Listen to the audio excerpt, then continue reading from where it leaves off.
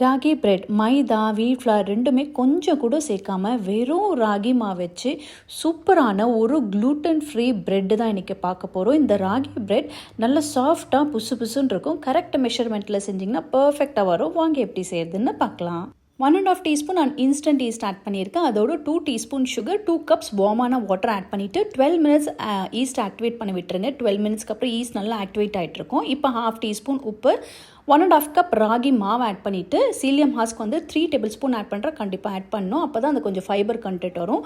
Olive ஆயிலும் add பண்ணிவிட்டு mix பண்ணும்போது பார்த்தீங்கன்னா தண்ணியாக இருக்கும், ரொம்ப தண்ணியாக இருக்கும். பயப்படாதீங்க.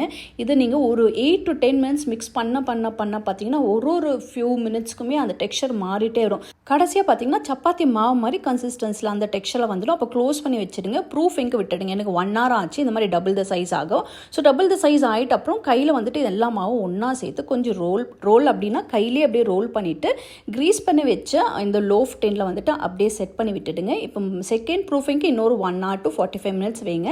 நல்லா இப்படி ரைஸ் ஆகிடும். அதுக்கப்புறம் மில்க் வாஷ் கொடுத்துட்டு உங்களுக்கு இஷ்டமான சீட்ஸ் ஆட் பண்ணிக்கோங்க. நான் இங்கே வெள்ளை எள்ளு, ஃப்ளாக் சீட்ஸ், பம்கின் சீட்ஸ் கொஞ்சம் ஆட் பண்ணியிருக்கேன்.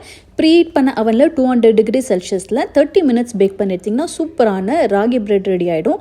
வெறும் ராகி மாவு போட்டு செஞ்சுருக்கிறதுனால சூப்பரான கலரும் வரும், சாஃப்டாக இருக்கும். கண்டிப்பாக ட்ரை பண்ணி பாருங்கள். Happy cooking. Blessings to you all.